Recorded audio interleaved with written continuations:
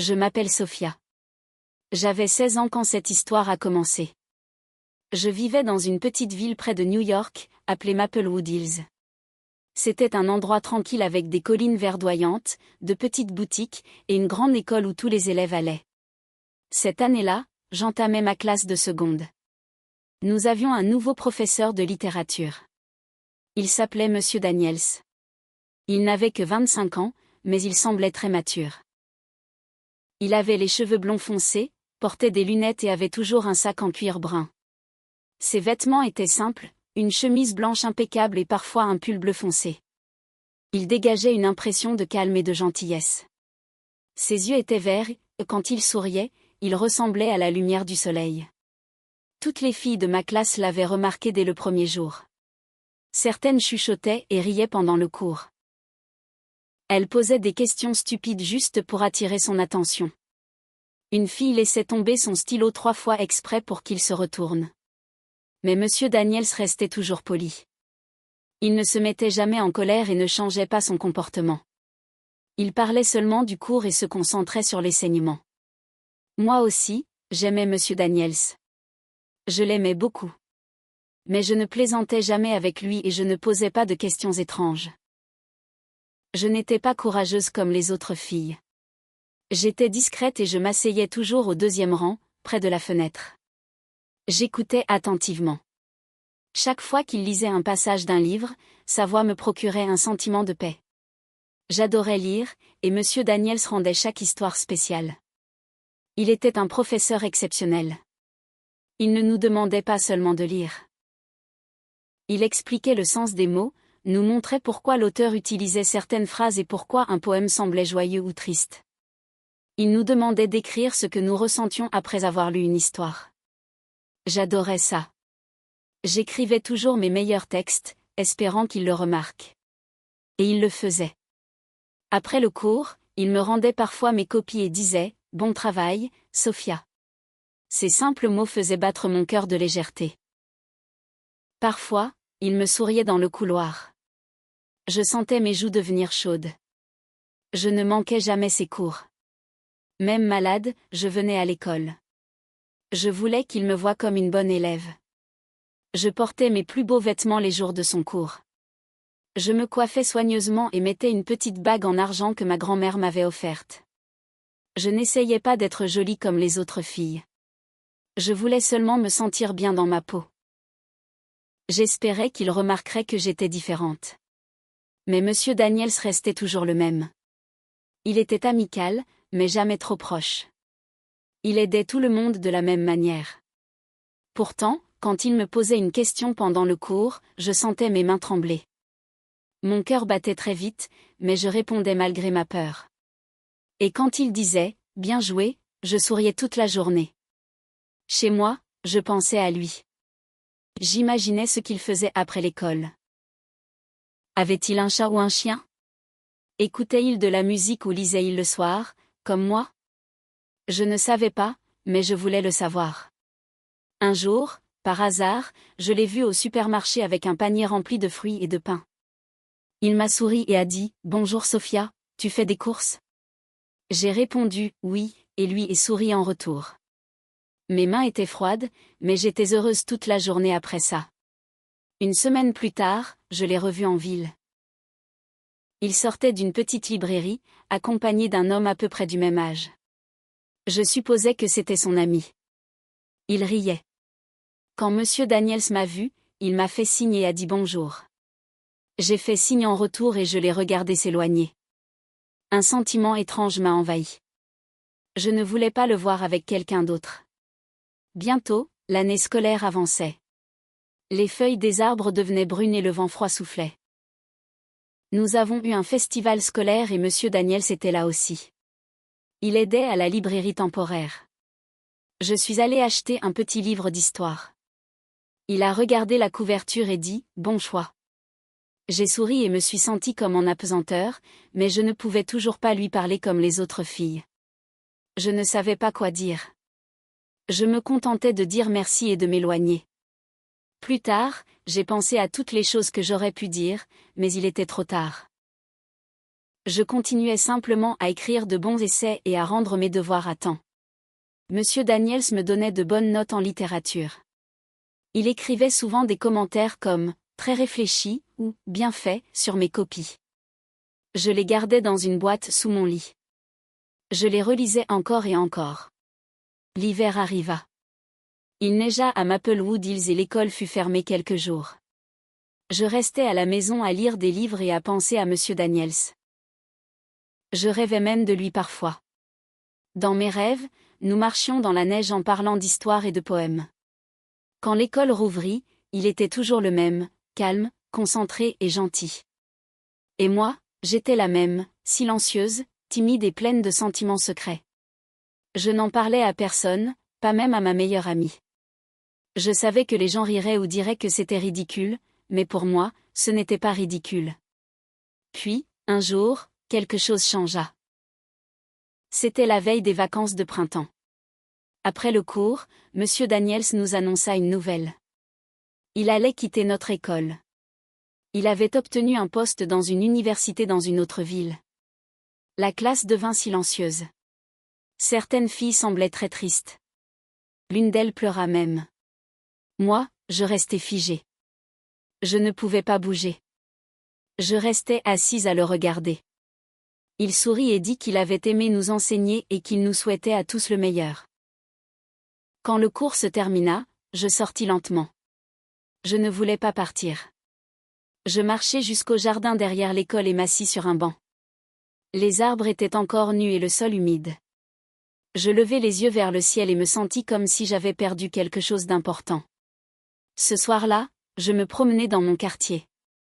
Je ne savais pas pourquoi, mais je continuais à marcher jusqu'à atteindre une rue tranquille. Je regardai autour de moi et vis une petite maison blanche avec un jardin. J'étais déjà passé devant, mais maintenant je savais que c'était sa maison. Je me tenais de l'autre côté de la rue et observais la fenêtre. La lumière était allumée. J'aperçus une ombre bouger à l'intérieur. Peut-être que c'était lui. Je n'attendis pas longtemps.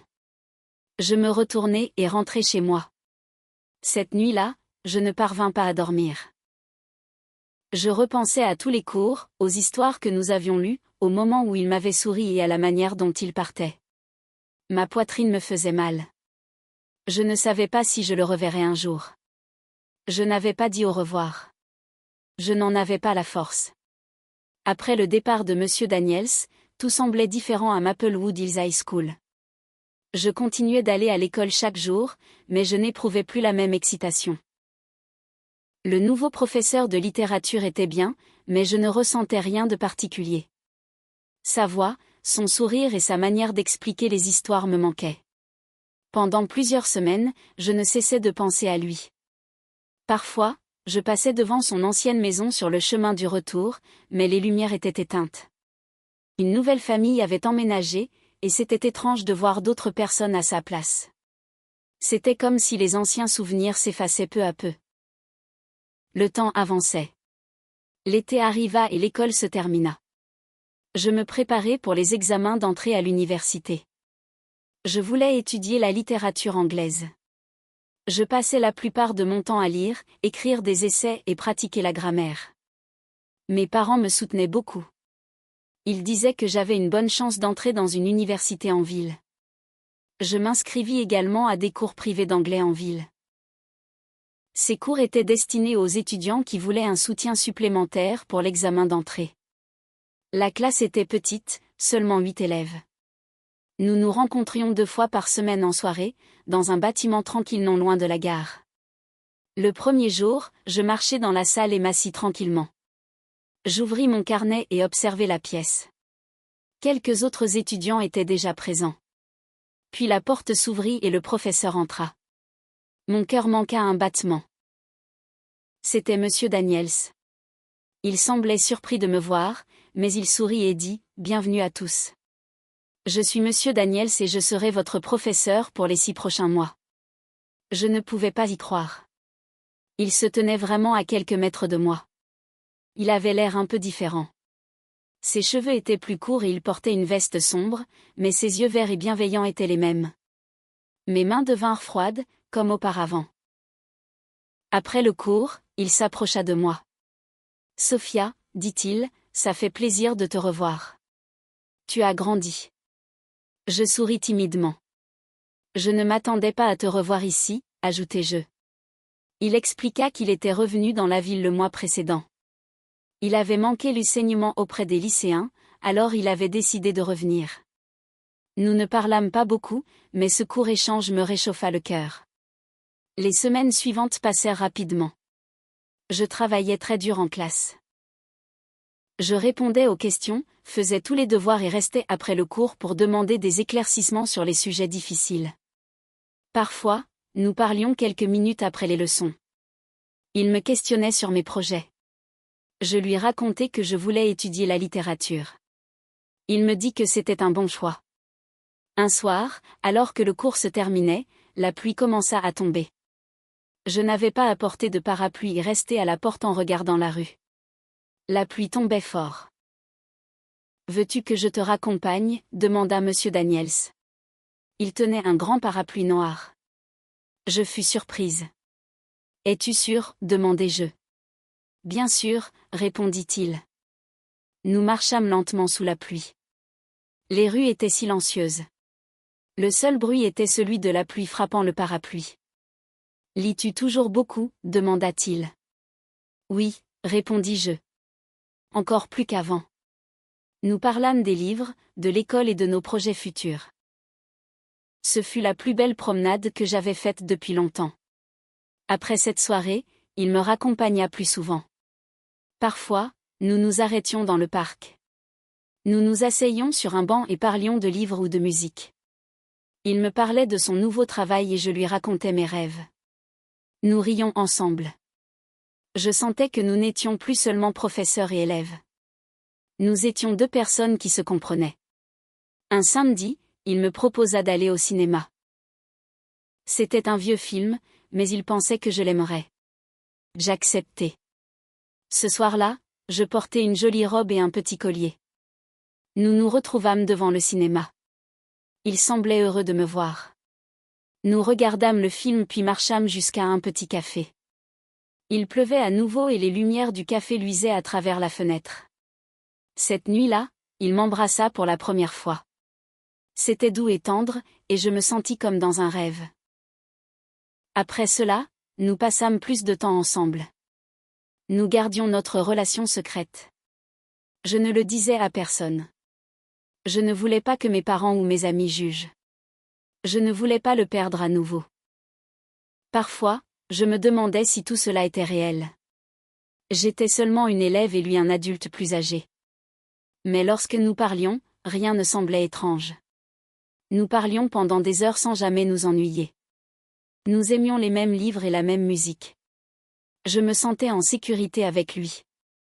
Je me sentais vue, comprise. Les mois passèrent rapidement. Mes examens approchaient et je travaillais plus dur que jamais. Monsieur Daniels m'aidait avec des exercices d'entraînement. Il me donnait des conseils et me disait de croire en moi. « Tu es intelligente, Sophia. Tu peux le faire » me disait-il un jour. Ces mots restèrent gravés dans mon esprit et me donnèrent du courage. Puis un jour, tout changea. C'était un après-midi chaud. Nous étions assis sur un banc dans le parc. Il avait l'air sérieux.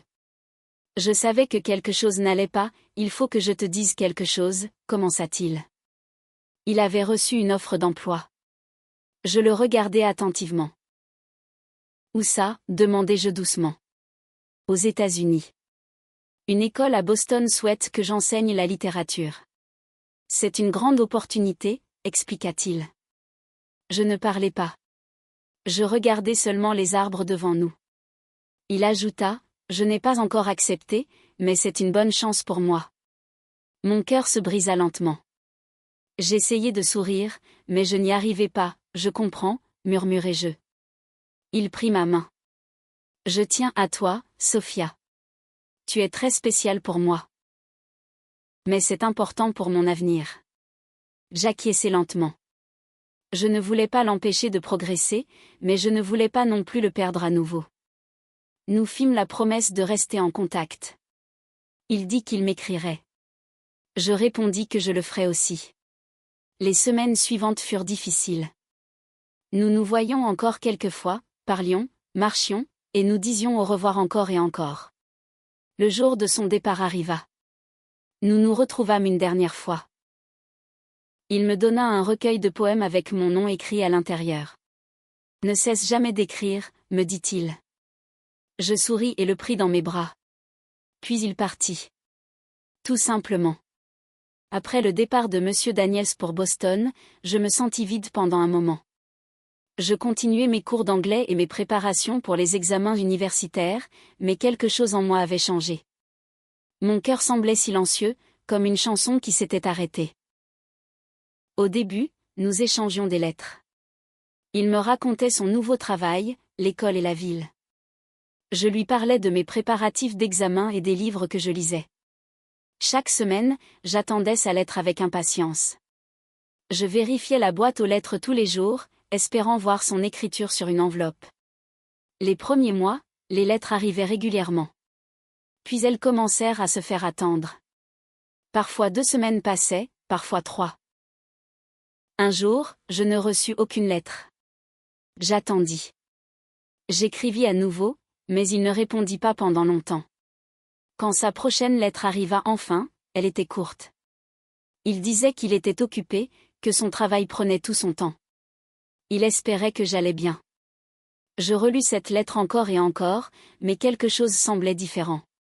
Ces mots ne portaient plus la même chaleur. Ils semblaient froids, comme si quelqu'un écrivait à un étranger. Je n'écrivis pas immédiatement. Je patientai. Puis, finalement, j'arrêtai complètement de lui écrire. Je passai mes examens et j'entrai dans une université à New York. C'était un moment important pour moi. Mes parents étaient fiers et mes amis excités. Mais à l'intérieur, je restais silencieuse. Je portais le souvenir de M. Daniels comme un livre fermé dans mon cœur. Je n'en parlais à personne.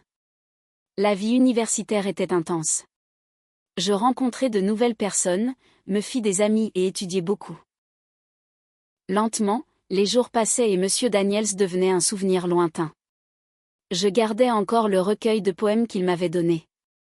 Je ne l'ouvrais pas souvent, mais je le conservais précieusement sur mon étagère. Les années passèrent.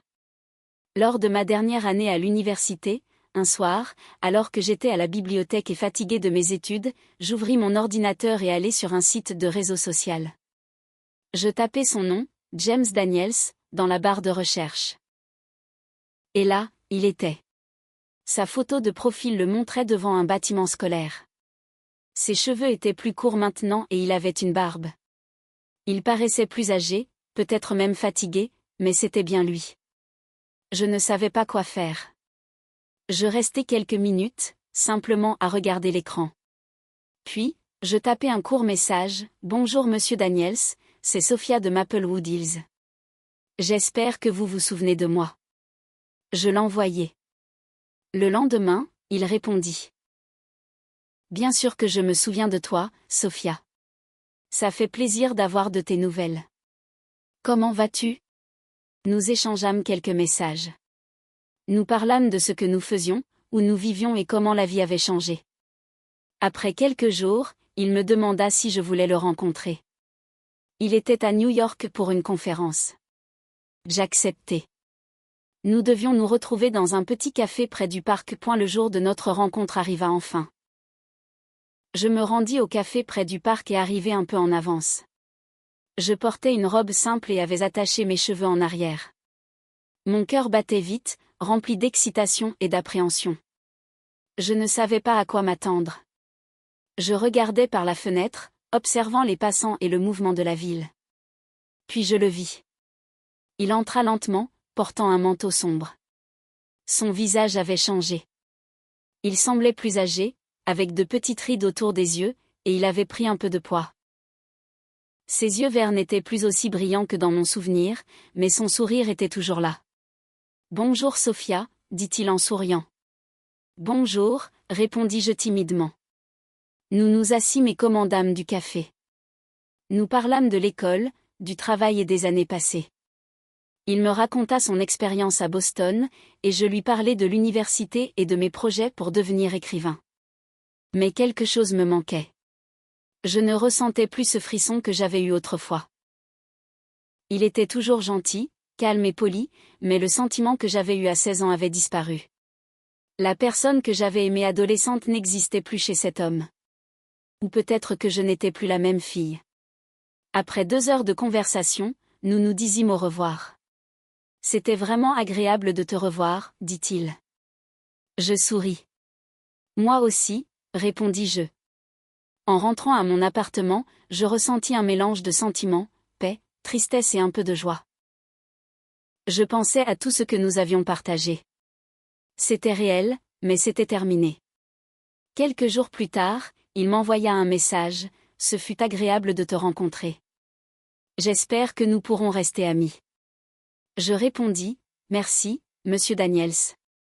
Je te souhaite tout le meilleur. » Nous échangeâmes encore quelques messages, mais je savais au fond de moi qu'il était temps de tourner la page. Une semaine plus tard, je me promenais dans le parc près de mon appartement. La pluie commença à tomber doucement. Je me tins sous un arbre et regardai les gouttes tomber. Le monde semblait doux et silencieux. Je me rappelais le jour où il m'avait raccompagnée sous la pluie. Je me souvenais de sa voix, de son sourire et de la façon dont je m'étais sentie autrefois. Et je souris. Je pensais, la vie est comme la pluie. Parfois elle est froide et triste, mais elle fait aussi pousser les fleurs. Elle renouvelle la terre, lave le vieux et apporte du neuf. Je me souvenais encore de monsieur Daniels, mais désormais, je ne ressentais plus de douleur. Je me sentais calme. Il avait fait partie de mon histoire, mais ce n'était pas la fin. Maintenant, j'écrivais mes propres pages. J'avais trouvé un emploi que j'aimais. J'enseignais aux enfants comment lire et écrire. Je les aidais à découvrir la beauté des mots, tout comme ils m'avaient aidé autrefois. Et peut-être qu'un jour, quelqu'un ressentirait la même inspiration dans ma classe que celle que j'avais ressentie avec lui. Peut-être que je deviendrais le professeur préféré de quelqu'un, tout comme il avait été le mien. La vie avance, les gens changent, les sentiments changent, mais les souvenirs restent. Ils nous enseignent, ils nous façonnent. Et parfois, les plus belles histoires sont celles qui restent dans le cœur, même si elles ne durent pas éternellement. Après cette rencontre à New York, ma vie prit un nouveau tournant. La nostalgie des souvenirs avec monsieur Daniels était toujours présente, mais elle n'était plus douloureuse. Je sentais que j'avais grandi. La jeune fille timide et secrète que j'étais autrefois avait changé. J'étais devenue plus confiante, plus sûre de moi et de mes choix. À l'université, je me concentrais sur mes études et mes projets d'écriture. Je participais à des ateliers de littérature, partageais mes histoires avec mes camarades et recevais des critiques constructives. Chaque mot écrit, chaque idée explorée me rapprochait de mon rêve, devenir écrivain et inspirer les autres comme monsieur Daniels m'avait inspiré. Je me souviens de ces jours où je relisais encore et encore le recueil de poèmes qu'il m'avait offert. Chaque poème était un rappel de mon adolescence, de mes émotions et de ce lien unique que nous avions partagé. Mais je commençais aussi à écrire mes propres poèmes, mes propres histoires, et à les partager. Cela me donnait un sentiment de liberté et de pouvoir. La vie universitaire me permit de rencontrer de nouvelles personnes, de me créer des amitiés sincères et de découvrir un monde que je n'avais jamais imaginé. Je participais à des projets, des lectures publiques et des clubs d'écriture. Chaque rencontre, chaque discussion avec d'autres passionnés de littérature nourrissait mon esprit et mon cœur. Pourtant, malgré toutes ces nouvelles expériences, je gardais en moi une part de ce premier amour silencieux. Il n'était pas fait de possessivité ou de regrets, mais de souvenirs précieux et d'émotions authentiques. J'avais appris que certaines personnes entrent dans nos vies pour nous enseigner, pour nous guider, mais que cela ne signifie pas qu'elles restent pour toujours. Au fil des mois, je reçus une opportunité de stage dans une maison d'édition à New York. Je travaillais avec des écrivains, des éditeurs et des lecteurs passionnés. Cela me montrait la réalité du monde littéraire et me donnait confiance pour mon avenir. Je savais que j'avais trouvé ma voie. Parallèlement, j'apprenais à être indépendante. Je gérais mes finances, prenais soin de moi et explorais la ville. Les rues de New York étaient désormais familières, pleines de lumière, de bruit et d'histoire à chaque coin. Chaque matin, je me levais avec l'excitation de ce que la journée pouvait apporter. Mais même dans cette vie trépidante, je me rappelais de M. Daniels. Je me souvenais de ses conseils, de ses encouragements et de sa manière unique de faire briller les histoires. Et je réalisais que ce que j'avais ressenti pour lui avait évolué. Ce n'était plus un amour adolescent ou obsessionnel, mais un sentiment de gratitude et d'admiration. Un soir, alors que je rentrais d'une longue journée de stage, je m'assis sur le banc du parc près de mon appartement. La pluie commença à tomber doucement, et je me rappelais toutes ces promenades passées avec lui, nos conversations et nos moments partagés. Je levai les yeux et pensai, la vie continue. Les gens partent, les souvenirs restent, et c'est à nous de créer de nouvelles histoires. Je sortis mon carnet et commençai à écrire. Les mots coulaient facilement, comme s'ils avaient attendu des années pour être libérés. Je décrivais mes journées, mes rêves et mes espoirs. Et dans ce flux de mots, je trouvais la paix. J'avais compris une chose importante, les expériences de la vie, qu'elles soient douces ou douloureuses, forment notre identité. Chaque sourire, chaque adieu, chaque geste de gentillesse laisse une empreinte sur notre cœur. Et parfois, ces empreintes deviennent la source de notre inspiration et de notre force. Mes années universitaires continuèrent, pleines de travail, de rires et de découvertes. J'avais trouvé un équilibre entre mes études, mes passions et mes souvenirs. Je comprenais maintenant que la vie n'était pas seulement faite de fins, mais aussi de commencements. Chaque chapitre, chaque personne rencontrée, chaque émotion ressentie contribuait à écrire mon histoire. Et ainsi, en me préparant pour la fin de l'université, je me sentais prête. Prête à affronter le monde, prête à suivre mes rêves et prête à écrire des histoires qui toucheraient le cœur des autres. Je savais que, bien que M. Daniels ait été une part précieuse de mon passé, mon futur était à MOI. Et la fin de l'université approchait et avec elle, de nouvelles responsabilités et de nouveaux rêves. Je sentais que j'avais enfin trouvé ma place dans le monde. J'avais travaillé dur pendant des années, et chaque effort, chaque nuit passée à écrire et étudier, portait désormais ses fruits. Je trouvais un poste d'enseignante dans une petite école de New York. J'aimais le contact avec les enfants, leur curiosité et leur façon unique de voir le monde. Chaque matin, je me levais avec enthousiasme, prête à partager ma passion pour la lecture et l'écriture. Je voyais dans leurs yeux la même étincelle que j'avais ressentie pour la première fois avec M. Daniels. Parfois, je repensais à lui. Je me rappelais de ses encouragements, de son sourire et de la façon dont il avait illuminé mes jeunes années. Mais ces souvenirs étaient désormais doux, emplis de gratitude et non de regret. Je comprenais que certaines personnes entrent dans notre vie pour nous guider et nous inspirer, puis repartent pour nous permettre de grandir par nous-mêmes. Un jour, alors que je préparais mes cours, je pris le recueil de poèmes qu'il m'avait offert. Je l'ouvris lentement et lus quelques pages. Les mots me touchèrent encore, mais cette fois, ils m'inspirèrent à créer mes propres poèmes et histoires. Je réalisai que ce qu'il m'avait donné n'était pas seulement un souvenir, mais une force, une lumière qui m'accompagnerait toujours. Ma vie se remplissait de nouveaux chapitres. Des amitiés solides, des projets d'écriture, des voyages et des expériences inattendues. Je me surprenais à sourire en pensant à tout ce que j'avais vécu et à la personne que j'étais devenue. Chaque jour apportait son lot de défis, mais aussi de joie simple et sincère. Un après-midi, alors que je marchais dans le parc, je vis la pluie commencer à tomber doucement. Je me tins sous un arbre et observai les gouttes glisser sur les feuilles. Je pensais à toutes les étapes de ma vie. L'adolescente timide et secrète, les années passées à rêver, l'amour discret et les premiers adieux. Puis je souris. La pluie, pensais-je, avait quelque chose de magique. Elle efface le passé et fait place à quelque chose de neuf. Je sortis mon carnet et écris ces mots, la vie avance, les souvenirs restent, et chaque rencontre, chaque émotion, façonne qui nous devenons. Il y a de la beauté dans chaque adieu, dans chaque nouvelle rencontre et dans chaque page que nous écrivons nous-mêmes. Je savais que je continuerais à avancer, à apprendre, à enseigner et à écrire. Et peut-être qu'un jour, un de mes élèves sentirait cette même inspiration que j'avais ressentie grâce à M. Daniels. Peut-être qu'ils garderont un souvenir doux et durable, même si nous ne faisons que passer dans leur vie. La vie était un flux constant de commencement et de fin. Je compris que les histoires les plus belles ne sont pas toujours celles qui durent pour toujours, mais celles qui restent dans le cœur. Elles nous apprennent, nous inspirent et nous guident. Et maintenant, assise dans ma classe, entourée de mes élèves curieux et enthousiastes, je me sentais complète. Chaque sourire, chaque mot écrit par mes élèves, chaque progrès qu'ils faisaient, me rappelait que le monde est rempli de belles histoires à découvrir et à créer.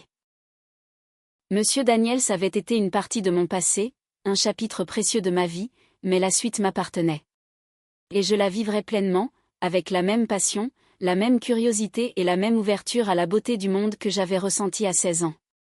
Car au final, la vie avance, les sentiments évoluent, mais les souvenirs et les leçons restent avec nous, façonnant notre cœur, notre esprit et notre histoire.